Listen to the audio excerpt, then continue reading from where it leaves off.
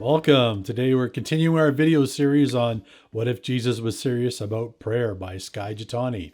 This is our 16th video, and we are just working our way through the book, and we're kind of putting some chapters together. Today we're going to be looking at chapters 43, 44, and 45. 43 is about the goal of confession is reconciliation, not just atonement. So we'll get into that so you can understand that a little better. Then again, we'll touch on some of the stuff we did last video, which is I like the Skye's words here. We must be attentive to our inner cesspool. And the last one is sin is also the good we fail to do. So if you're finding these video series helpful, or you're just find that you keep on watching them and you like us to produce more of this kind of content, please hit the like and subscribe button. It does help us a lot. So let's jump right in. Reconciliation is not, or the goal of confession is reconciliation and not just atonement. So first of all, atonement's a very churchy word. So what is atonement? I looked it up in the dictionary, and the dictionary definition is to provide or serve as reparation or compensation for an offense or injury. So that's a very technical definition, but I think if we give an example, it'll make sense. So if I were to steal something worth $500, then to make atonement, I would either give the thing back in the same condition, I'd replace it with the same item that's brand new, or I would pay you the value of the $500 for the item that was stolen. So I think if we looked at I think people would understand that's being fair. I stole something for 500. So if I'm going to atone for what I did, or make up for the bad thing I did, or make reparations, I have to give at least something of equal value back. That's right. And I think it's again, it could be really missing the point of what God is as asking for. Any of that sort of stuff is really the end goal isn't just, balancing things out. Or if we might use the word karma, all that sort of stuff. The point is reconciliation. The point is there's this thing that's in between, and they want to eliminate it so that relationship is restored. The elephant in the room we talked about in the last video. So that's right. And I think sometimes it's easy to, again, look at making atonement without trying to have the reconciliation, in that we know, something bad has happened and it was our fault. And so we go to the effort of making up for it, but we ignore the part about reconciling with God. And I know some people, they want to, I've had people even come to the church before and want to make a donation because things aren't going the way they expected, and they believe it's something they did wrong, and they feel if they make atonement for it, then things are going to be better, and they might. But again, that is not the goal of atonement. The goal is to have a reconciled relationship with God. That's right, because what you described there is just that it's transactional. Yeah, it's very transactional. It's that whole idea. It's some of the postures they talk about that we can live under is, that's was living from God, living for God, living under God, living over God. But the whole point is we want to live with God. Yep, and Him live with us. Good. Yeah. All right, so then that leads us into the next point, which we did cover a little bit in the last video. That we really need to pay attention to what's going on in our lives. We talked about the practice of confession, and that starts with a prayer of examine, which means we kind of review our day and we think about the things that were both good and bad, and we need to be honest about both. Authenticity is important, but when dealing with the things that actually are bad, then I think we have to really get to the point where we're confessing it, and that is the part that actually helps restore the relationship.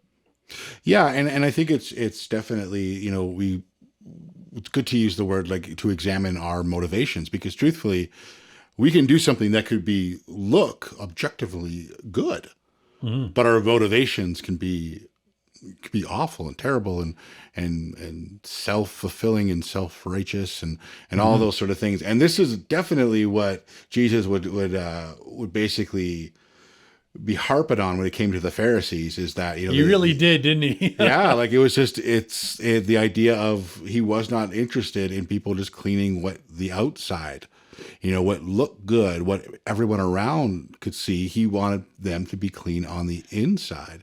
And that was a big issue. And he really got on the Pharisees about that. And that is really about looking at our hearts, our motivations, like the thing that is behind it all, the things that is necessarily unseen by the people around us. Yeah, and that's why, again, the point I think of this whole section is that we must come to God in prayer honestly, and we have to examine ourselves, really think through what motivates us and what our thoughts are, what our and sometimes it can be we might not even think about it in the moment, and we need to ask the Holy Spirit to actually reveal some things to us that we might be overlooking. Because I know in the verse that goes along with this chapter is 1 John 1:8-10, and it says, "If we claim to be without sin, we just deceive ourselves, and the truth is not in us. If we confess our sins, he's faithful and just to forgive us and purify us from all unrighteousness. But if we claim we have not sinned, then we make him out to be a liar and his word's not in us." Tough words. Yep, it is.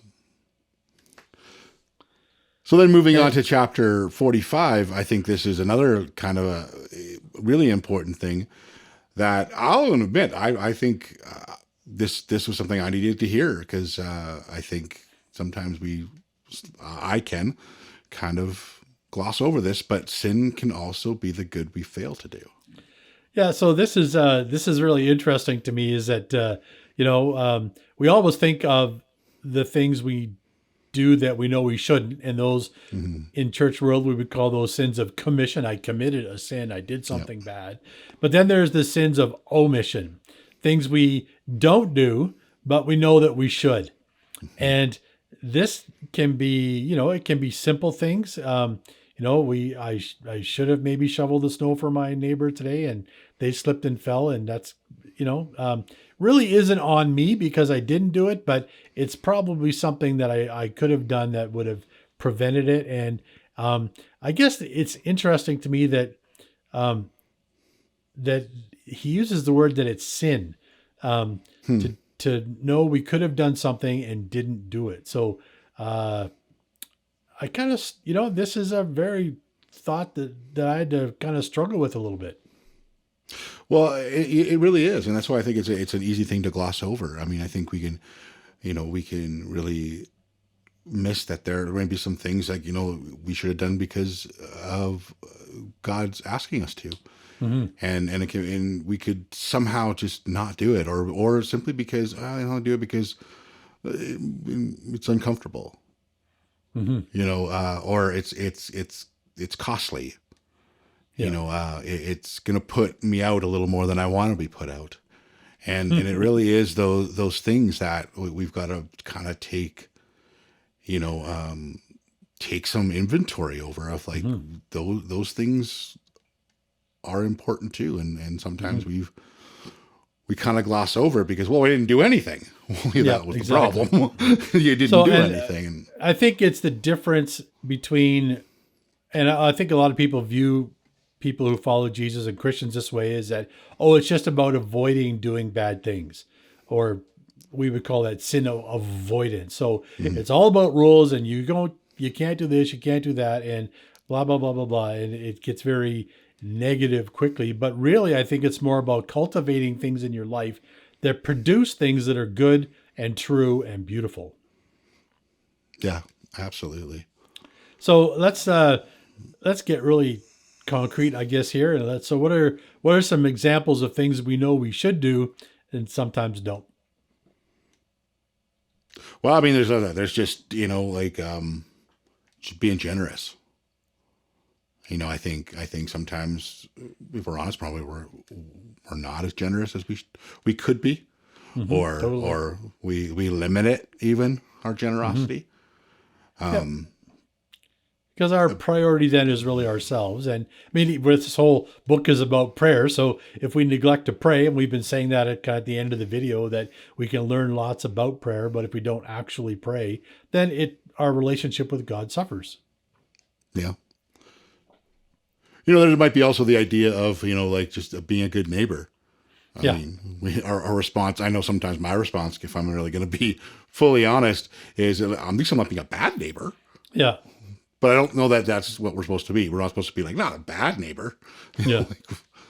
Well, and sometimes we get the wrong idea of what a good neighbor is. Sometimes we consider ourselves a good neighbor if we shovel our sidewalk and we cut our grass and we paint our house and we don't cause anybody any trouble, then we're being a good neighbor. And really, Jesus said to love your neighbor, not take care of your possessions. So there is a difference there. Another thing that kind of comes to mind for me is just being authentic in church community, as opposed to just attending a service. We can easily give ourselves a check mark because I went to church on Sunday, or I went to small group check, but I've never really told anybody how I really feel, or I'm not, if I'm going through something bad, I don't tell people, or blah, the list can go on and on.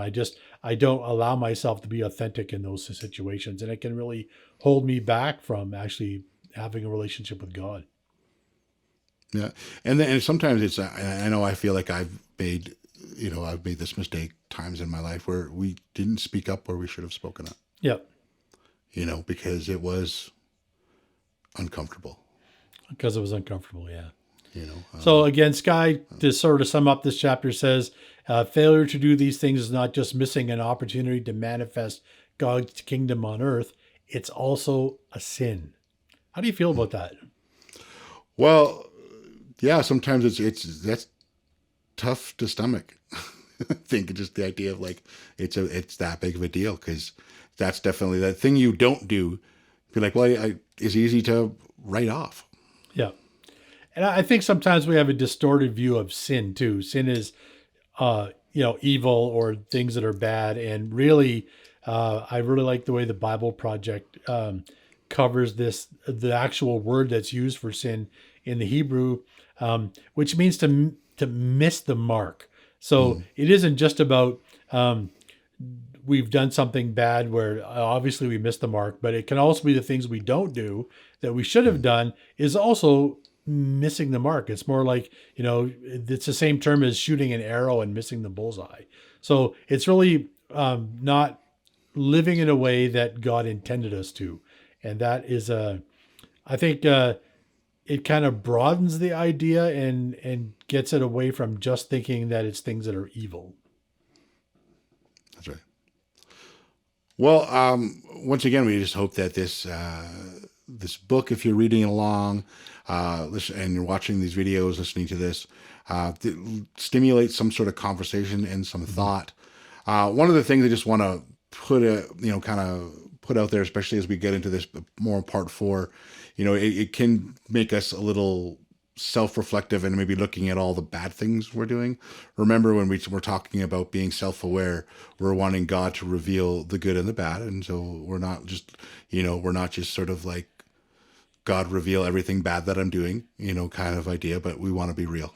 And so really make sure that we're balancing that. And then in any of this is not to walk away and feel bad about ourselves.